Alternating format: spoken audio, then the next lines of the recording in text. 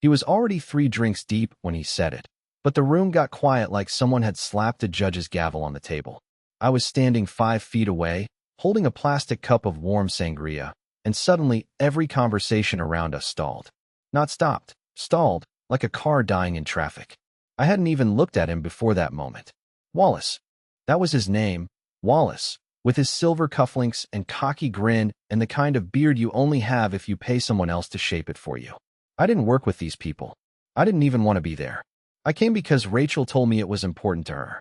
For appearances, she said. I thought she meant appearances in front of her boss. I didn't realize she meant in front of Wallace. He said it again, louder. You gonna let her keep lying to you, man? The music didn't stop, but someone turned the volume down. You could hear ice melting in someone's glass. Someone laughed awkwardly. Someone else whispered, "Oh my God." I tried to smile. Tried to make it seem like it was a joke.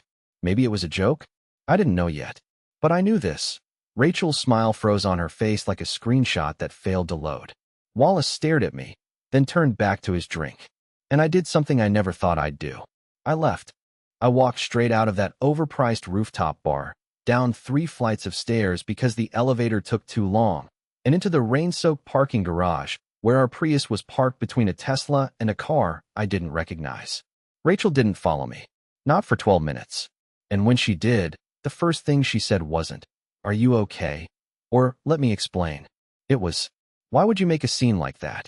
Like I was the problem. Like I had somehow embarrassed her. I didn't respond. I just looked at her. Really looked. And in that moment, I saw it. Not guilt. Not fear. Resentment. Somehow, she was angry at me. I hadn't even begun to process what Wallace said. I didn't know the half of it yet. But I would. Oh, I would. The next morning, I started digging. And what I found made that night look like a warm-up act for a much, much crueler performance. I didn't sleep that night. Rachel climbed into bed after midnight, smelling like citrus gin and some perfume I didn't recognize. She didn't say anything. Neither did I. She just rolled to her side, phone in hand, scrolling silently, her screen casting soft blue light across her face like a mask. I stared at the ceiling. The words from earlier kept playing on a loop like a cursed voicemail. You gonna let her keep lying to you, man? I'd heard men drunk. I've heard men angry. But that was neither. Wallace sounded confident. Like a man who knew something. Like he was tired of pretending he didn't. When I finally closed my eyes around 4 a.m., I had already made the decision. I didn't want to believe she was hiding something. I needed to know for sure. Because maybe he was just stirring drama. Maybe he had a twisted sense of humor. Maybe this was all some office politics nonsense I didn't understand. But my gut said otherwise. And it had been saying it for months. I waited until she left for her Pilates class the next morning, something she only started recently, by the way, after joining a ladies' wellness group that met in some boutique studio downtown. She said it was all about self-care. Lately, her self-care involved turning off her location, leaving the house in full makeup, and getting defensive if I so much as asked what time she'd be home. She left her phone. I don't know why. She never does that. But that morning, she must have been tired. Or careless. I don't know if you've ever picked up your spouse's phone with shaking hands, knowing full well you're crossing a line you can never uncross. But it feels like standing at the edge of a cliff with a blindfold on. The first thing I did was check her photos. Nothing. Nothing recent, anyway. No selfies. No screenshots. No receipts. Then I opened her notes app. That's when the air left my lungs.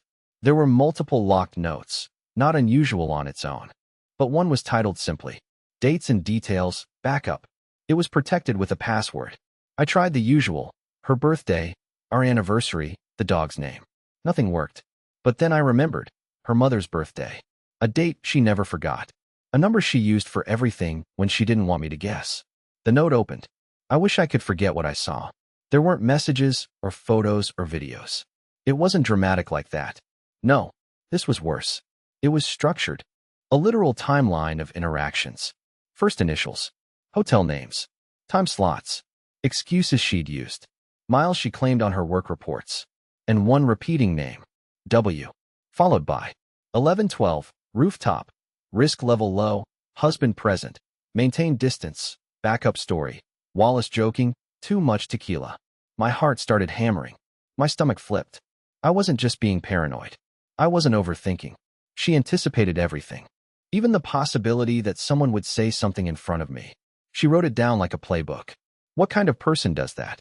What kind of marriage was I even in? And why? Why in God's name? Was Wallace reading from the same script? I heard the garage door open. She was back early. I barely had time to lock her phone, set it down, and run my hand through my hair like I'd been up drinking coffee and writing emails. When she walked into the kitchen, she looked fresh-faced and glowing. "Hey, babe," she said. "Sleep okay?" I looked at her. Really looked. And I realized I was talking to a stranger. But I wasn't going to confront her yet. No, not yet. If this was a playbook, then I was going to write my own. I didn't sleep again that night. 2 nights in a row, and something in my brain had shifted. Like a panel in my mind had snapped open and wouldn't close again. I wasn't living in my marriage anymore. I was observing it. Watching it from the outside, like a wildlife documentary. And Rachel? She was the apex predator. Perfectly evolved for deception. But I wasn't going to confront her yet. That was the old me. The guy who apologized for asking too many questions. The guy who believed in talking things through. Now I was someone else entirely. I started small. I changed one detail. Just one. She had a conference the following Friday in Portland, an annual medical tech panel, and she'd already booked the hotel weeks in advance. I asked her casually over breakfast if she still needed me to drop her at the Mariner Hotel. Her eyes flickered. "Mariner?" she repeated, stirring her yogurt. "Oh no. I'm at the Winslow." I switched. "The Mariner's too far from the venue this year." That was a lie. The note, the one she locked with her mother's birthday, said 11:17, Mariner, noon arrival, Wallace check-in 12:45. I nodded like it made perfect sense. Like I was the dumb little husband who couldn't remember names of buildings. I told her I'd drive her there, make it a date, grab brunch in the city. She told me no. Said she'd already arranged transport with coworkers. Another lie. I went quiet. I played normal. But the wheels were spinning. Friday came, and I left work early. I told the head archivist I had a dentist appointment and spent the afternoon sitting in my car across the street from the Mariner Hotel, hands sweaty on the steering wheel, heart pounding like I was about to rob a bank. At exactly 12:44 p.m., Wallace pulled up in a black sedan. Got out. Checked his phone. Walked in. No suitcase. 1 minute later, Rachel's car arrived. She stepped out wearing sunglasses and a scarf, like she was trying to go unnoticed. She didn't see me. She walked in. And that was it. No kiss. No hand-holding. Nothing that could be caught in a photo. But she went inside with him. She had lied. And I had proof. But here's where things got even stranger. While I sat there shaking, trying to decide if I had the guts to follow them in, or if that even made sense anymore, someone knocked on my passenger side window. I jumped so hard I nearly dropped my phone. It was a woman. Early 30s. Dark hair in a tight braid. Leather jacket. Looked like she hadn't slept much either. "Are you Calden?" she asked, muffled through the glass. I froze. My mouth went dry. "Who's asking?" She glanced toward the hotel, then back at me. "You don't know me," she said. "But I know who you're married to. And we need to talk." I let her in. I don't know why. Maybe because she didn't look threatening. Maybe because something in her voice felt too real. Like someone else had walked through the same fire and made it out the other side. Her name was Margot. And she wasn't there by accident. She didn't waste time. As soon as the passenger door closed, Margot snapped the lock down and said, "You're not going to believe most of what I'm about to tell you. But you need to hear it anyway." I sat frozen, barely able to keep my grip on the steering wheel. "Who are you?" She looked tired, not just physically, but soul-tired. "I used to work with Wallace. We were on the same clinical trial committee at Averagen 2 years ago. That's how I met Rachel. We weren't exactly friends, but I saw enough to know what she's capable of." The rain outside started again, smearing long streaks across the windshield. The Mariner Hotel loomed in the background, and inside its chrome and glass lobby, my wife was pretending to be someone I no longer recognized. Margot continued, her voice low. "Wallace doesn't sleep with women unless they have something to lose. He picks the kind of women who can't afford to talk. Married. High-ranking. Well-connected." "And Rachel?" I asked, my voice hoarse. She looked at me like she felt sorry for even saying it. "Rachel, she's not a victim. I hate to say this, but she's been in this game for a while. Wallace is just the most visible part." I felt like I was falling down an elevator shaft. My ears rang. My chest buzzed with something between disbelief and delayed rage. "Why are you telling me this?" I finally asked. She hesitated. Because I know what it's like to be the idiot sitting outside a hotel thinking it's all just a mistake. Then she pulled a folder from her bag, an actual physical folder, and dropped it on my lap. Inside were printed emails, calendar screenshots, photocopies of reports with names redacted, flight logs, and at the top of one page, in Sharpie, underlined twice. Lysander B. Who's Lysander? I asked. Margot didn't look surprised. That's where this gets complicated. She explained that Wallace wasn't acting alone. He was part of a shadow network inside their company. Men and women who used their positions to extract favors, push promotions, rig clinical trials, and cover each other's tracks. Rachel had been helping them for nearly 18 months, running cover stories, editing travel logs, and managing client-side damage control. And Lysander? I pressed. Margot leaned in. He's the reason I left Averagen. He's not some guy. He's one of the VPs. He's been feeding Wallace money and connections, and Rachel was helping them blacklist whistleblowers. I stared at the folder like it was radioactive. She's not just cheating on you, Calden, Margot said softly. She's laundering people, destroying careers, covering up medical fraud. I laughed. I don't know why. Maybe because it was too big, too absurd. I came here thinking my wife was just sleeping with her coworker behind my back. Now I was being told she was an accomplice in some kind of corporate espionage soap opera. You have proof? I asked. Real proof. Margot nodded. Enough. And I'm not just giving it to you. I want to expose them. I've tried twice and got shut down both times. But if we work together, if we go public. I looked out the window. The hotel was still there, glowing quietly, like it had no idea it was about to become ground zero for something much bigger. And Rachel? She'd walked in there thinking she was in control. But the rules had changed. I wasn't her husband anymore. I was her problem. I told Rachel she looked beautiful that night. She was standing in front of the hallway mirror, fixing a gold earring with one hand while checking her phone with the other. Same routine, same perfume, same little sideways glance when she thought I wasn't watching. And me? I was holding her coat, smiling like I had no idea she was orchestrating God knows what behind my back. It was a performance now. Everything was. A quiet, choreographed game of emotional chicken. Who would flinch first? Who would slip? Who would call the other out? But I had no intention of flinching. Not after what Margot showed me. In the week since she handed me that folder, I'd gone through every page at least a dozen times. It read like a novella written in legalese and blackmail. Emails that didn't match calendar entries. Expense reports that lined up too perfectly. And photos, nothing scandalous, but telling. Rachel and Wallace entering buildings hours apart, exiting together. A pattern, a rhythm, a system, and the name Lysander B. kept showing up like a watermark. I didn't tell Margot this, but I started digging on my own. She'd warned me not to search anything from our home IP, so I used the university library's computers. You'd be surprised how much dirt you can find in public SEC filings and redacted trial disclosures if you know what to look for. Cross-reference enough names, and even invisible threads start to glow. But the hardest part wasn't the research.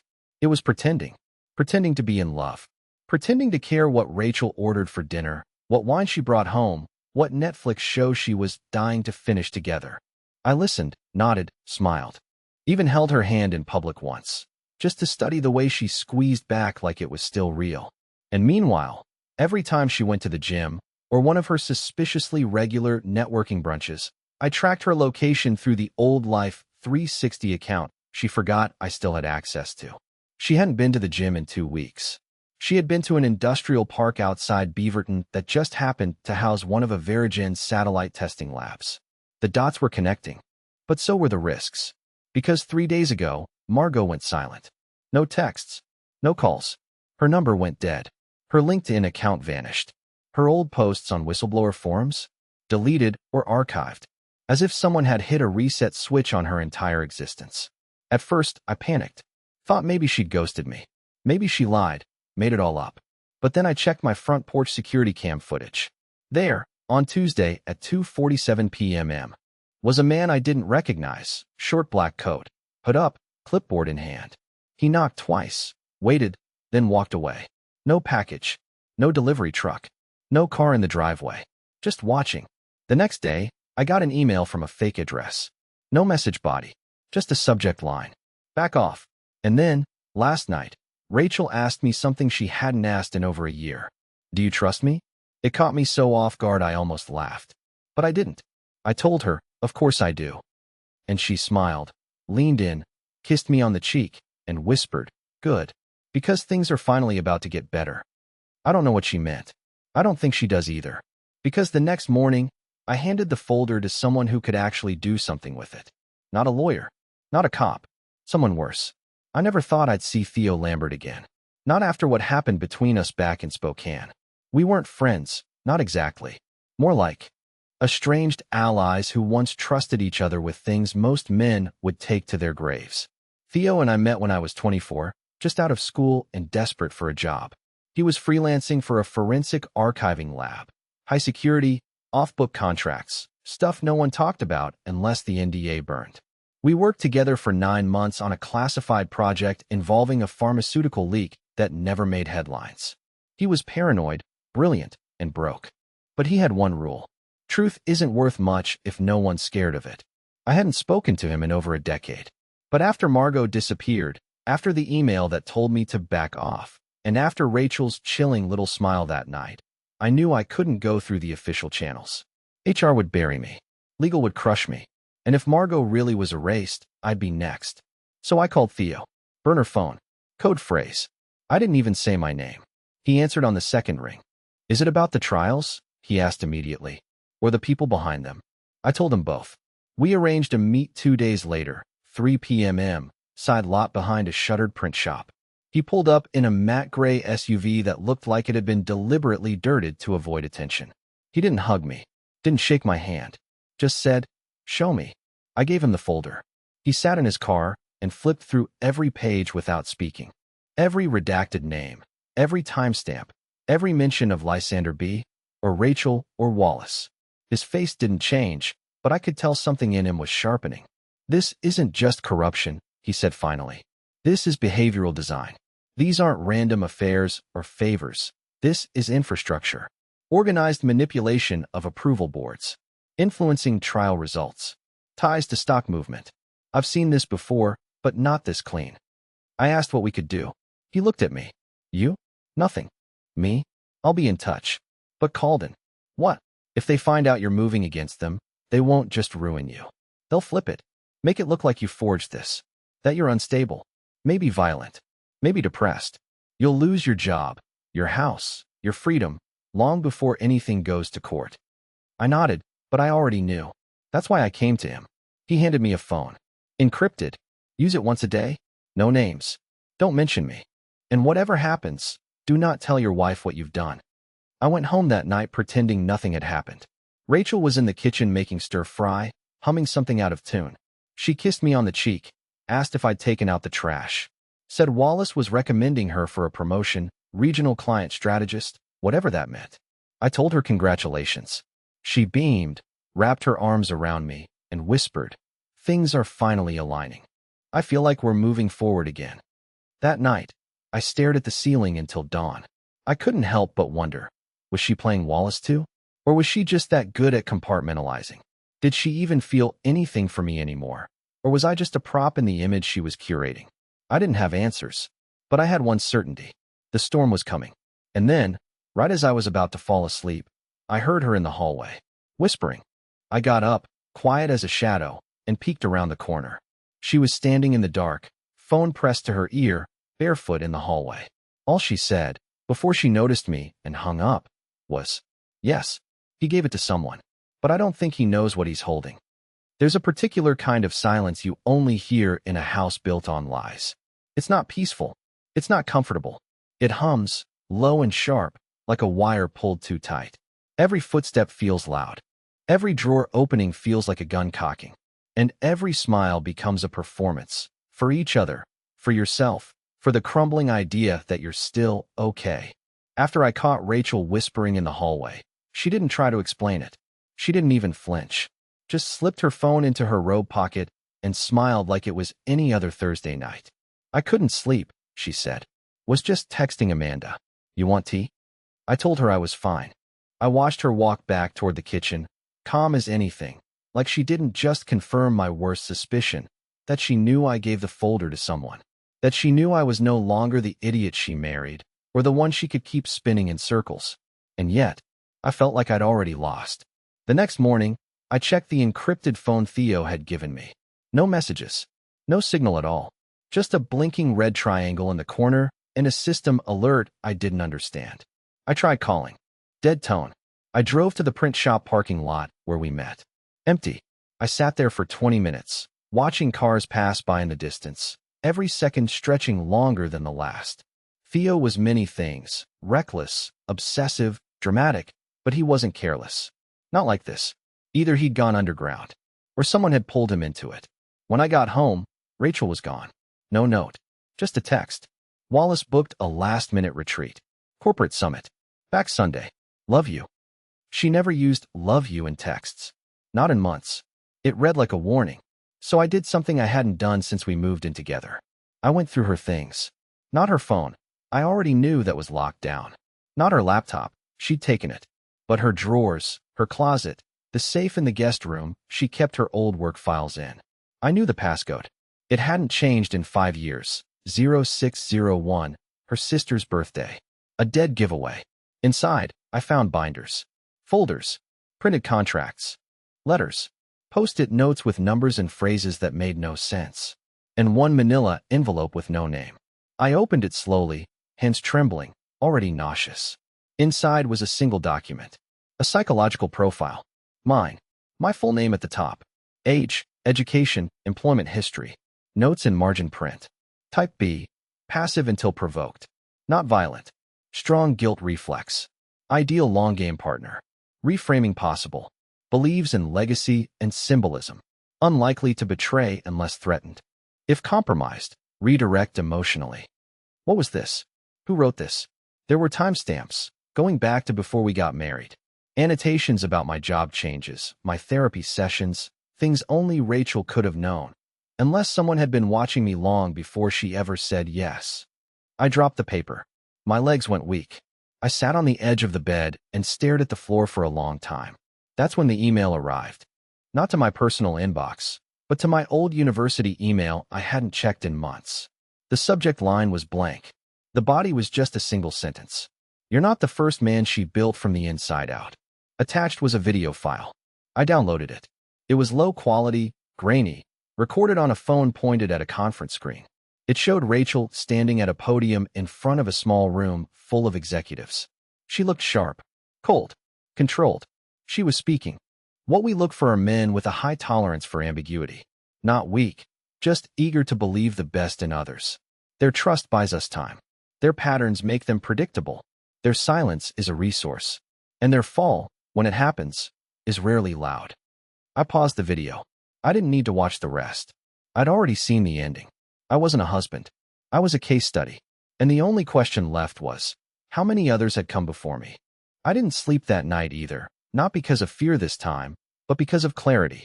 There's something strange that happens when the truth settles in, not all at once, but in layers.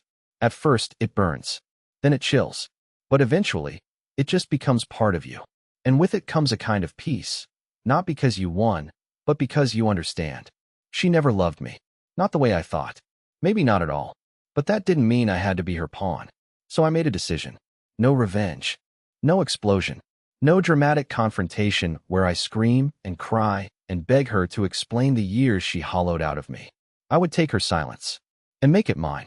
I spent the weekend doing things she never expected. I emptied our joint savings into a separate account, one I'd set up months ago when I first started suspecting things. I locked the deed to the house. I changed every password, every account, every recovery number. Her name was scrubbed clean. Then I packed a bag. Not much, just what I needed. Laptop, flash drive, legal papers, evidence, and one last copy of the manila folder, printed and sealed. I mailed it to a contact Margot had once mentioned. A journalist. The kind that doesn't scare easily. Then I waited. When Rachel came home Sunday night, she looked calm, almost smug. She kissed me, asked if I missed her. I told her I had. We ate dinner. We watched an episode of that show she always picked. She even sat close to me on the couch, like she was trying to reassert control. But I didn't pull away. She had no idea what was already in motion. The next morning, she left early, Said she had a leadership call with Lysander. I nodded, kissed her cheek, and wished her luck. 10 minutes later, I deleted our shared calendar. 30 minutes later, her corporate card was flagged for fraud. And by the time she got to the office, the story had already broken. It didn't lead with her name. It didn't need to. The article hit every channel by noon. Private medical company under scrutiny for internal corruption. Whistleblower leaks rock leadership. Wallace's name was all over it. So was Lysander's. Rachel's involvement was threaded in, unnamed but obvious to anyone who'd been watching. By the time she got home that evening, her expression said it all. Panic, confusion, rage. I was sitting at the dining table, laptop open, suitcase packed. What did you do? She asked, barely keeping her voice steady. I looked at her like a stranger. I stopped lying to myself. You think you're safe now? She spat. You think you understand what you're in the middle of? No, I said. But I don't need to anymore. She laughed. Bitter. Hollow. You're going to regret this. I stood. Calm. Peaceful. Almost smiling. No. You will. And I left. I drove for a long time that night. Across state lines. Past the places we used to vacation. Past the life I thought I was building. I didn't know where I was going yet. I just knew it was forward. A week later, she was suspended. 2 weeks later, Wallace disappeared from the board entirely. By the end of the month, Lysander was under federal investigation. And me? I started writing again. Not case files. Not spreadsheets. Stories. Ones I own. Ones I live. I'm not naive. I know this isn't over. Maybe she'll try something. Maybe others will. But I'm not afraid anymore. Because sometimes surviving isn't about fighting. It's about walking away before the house burns down and never looking back.